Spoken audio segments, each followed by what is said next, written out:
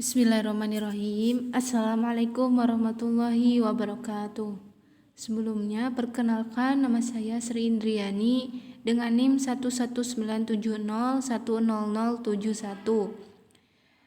Kali ini saya akan membahas atau memaparkan mengenai peta konsep atau inti materi dari mata kuliah Inventory Control. Untuk materi yang pertama ini ada perencanaan produksi dan pengendalian persediaan.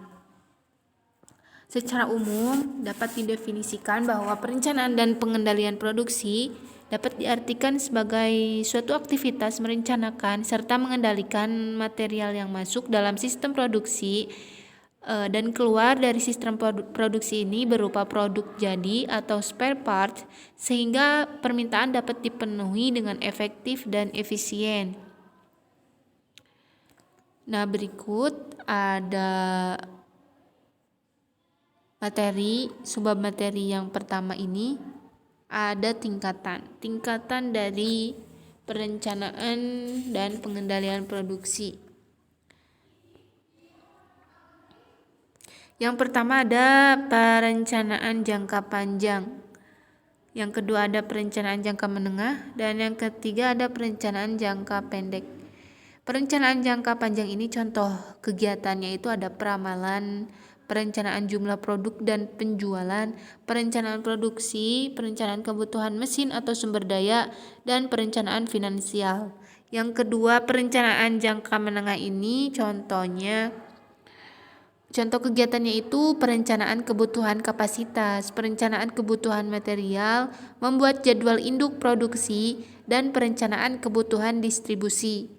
Yang ketiga ada perencanaan jangka pendek, contoh kegiatannya itu ada penjadwalan perakitan produk akhir, perencanaan dan pengendalian input-output, pengendalian kegiatan produksi, perencanaan dan pengendalian pembelian, dan manajemen proyek.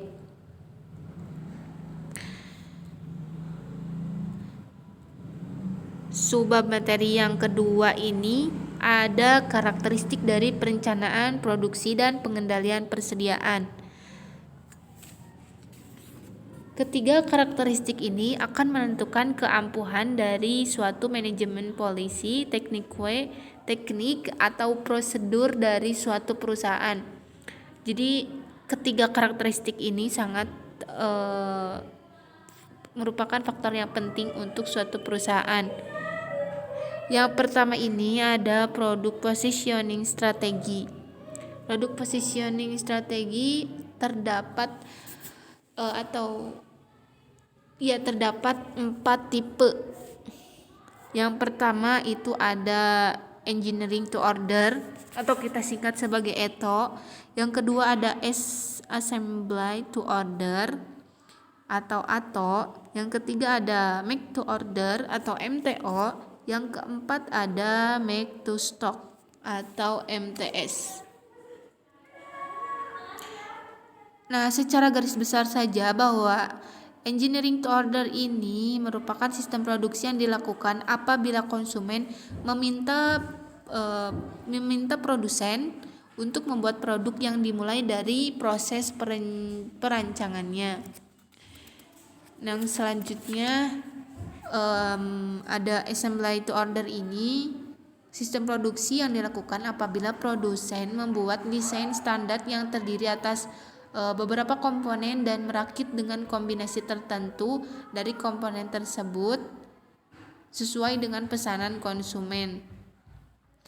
Yang ketiga make to order, bahwa make to order adalah sistem produksi yang dilakukan apabila produsen memproduksi suatu produk hanya jika telah menerima pesanan dari konsumen. Pada umumnya perusahaan industri yang memiliki strategi make to order ini mempunyai beberapa desain produk dan beberapa material standar dalam sistem inventory-nya. Yang keempat ada make to stock atau MTS, sistem produksi yang dilakukan apabila produsen memproduksi produk sebagai suatu persediaan sebelum pesanan dari konsumen datang. Jadi sistem produksi ini dilakukan apabila produsen memproduksi produk sebagai suatu persediaan, jadi menyetok produk sebelum pesanan dari konsumen tersebut datang. Next, pembahasan yang selanjutnya yang kedua, karakteristik yang kedua ini ada proses positioning strategi. Terdapat 4 dasar strategi dari proses positioning strategi. Yang pertama ada project atau no product flow. Yang kedua ada job shop atau jumbled flow. Yang ketiga ini ada line flow. Line flow umumnya menyusun stasiun-stasiun kerja dalam sequence operasi yang membuat produk, sehingga kadang-kadang disebut sebagai product flow karena produk mengalir mengikuti langkah-langkah sekuensial yang sama dalam proses produksi. Nah, terdapat 3 jenis dari line flow. Yang pertama ada small batch. Small batch ini memproses beberapa produk dalam batch yang kecil dengan biasanya membutuhkan setup peralatan atau mesin di antara batch yang diproses.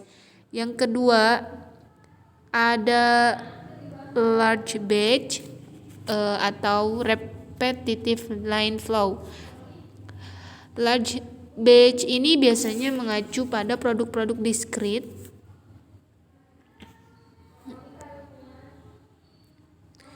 Large batch ini pada umumnya mengacu pada produk-produk diskrit dalam volume besar. Large batch memproduksi hanya beberapa jenis produk pada line dengan batch berukuran besar untuk masing-masing jenis produk itu.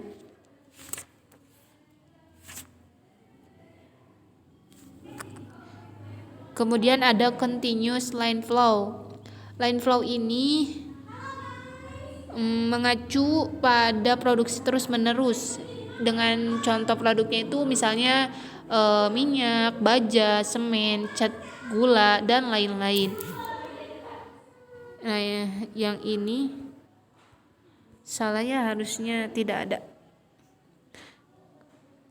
Yang selanjutnya kita akan membahas mengenai karakteristik yang ketiga sebagai faktor keampuhan dari produksi suatu perusahaan. Ini ada elemen-elemen dari perencanaan produksi dan pengendalian persediaan. Yang pertama ada business planning, yang kedua ada demand management, yang ketiga ada marketing planning, yang keempat ada aggregate planning, yang selanjutnya ada research planning, kemudian ada master production scheduling, kemudian ada raw cut capacity planning, ada final assembly schedule atau FAS, kita singkat dengan FAS. Yang selanjutnya ada inventory record, kemudian ada master requirements planning, kemudian ada capacity requirements planning, kemudian ada production activity control, kemudian ada purchasing, selanjutnya ada yang terakhir performance measurement. Nah, demikian peta konsep atau inti materi dari materi yang pertama untuk mata kuliah inventory control ini mengenai perencanaan produksi dan pengendalian persediaan. Apabila ada salah kata ataupun kekurangan, mohon dimaafkan. Terima kasih. Wassalamualaikum warahmatullahi wabarakatuh.